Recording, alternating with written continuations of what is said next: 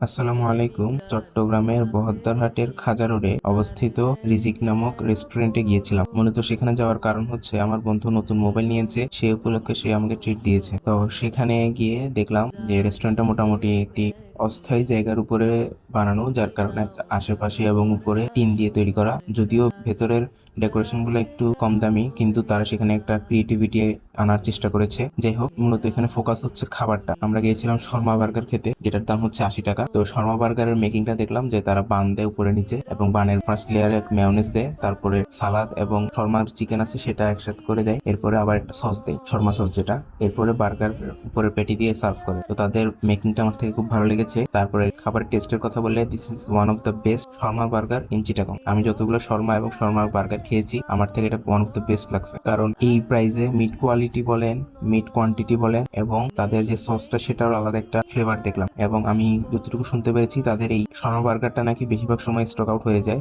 মানে মানুষের চাহিদার কারণে। যার কারণে আমি বলতে পারি যে যারা চিটাং এর আশেপাশে আছেন, তারা যদি ওইদিকে যান বহদ্দারহাট, তাহলে এটা ট্রাই করতে পারেন। আমার কাছে এটা ওর্থ দা মানি। তো আমরা দুই বন্ধু মিলে এটা খেয়েছি, আমার কাছে এটা ওয়ান অফ দ্য বেস্ট লেগেছে। তো আমার বন্ধু এটা রেকমেন্ড করছিল, এই কারণেই সেখানে গিয়েছিলাম। আশা করি আপনাদেরও ভালো লাগবে, এবং তারা এখনো তাদের মান ধরে রাখছে। আপনারা ট্রাই করতে পারেন। আর এটা রেটিং দিতে গেলে 9 আউট অফ 10 দেবো, কারণ প্রাইসও যেমন জাস্টিফাই করে, খাবারের টেস্টও তেমনই জাস্টিফাই করে। আপনারা খেয়ে আসতে পারেন। তো দেখা হবে পরের কোনো ভিডিওতে। আল্লাহ হাফেজ।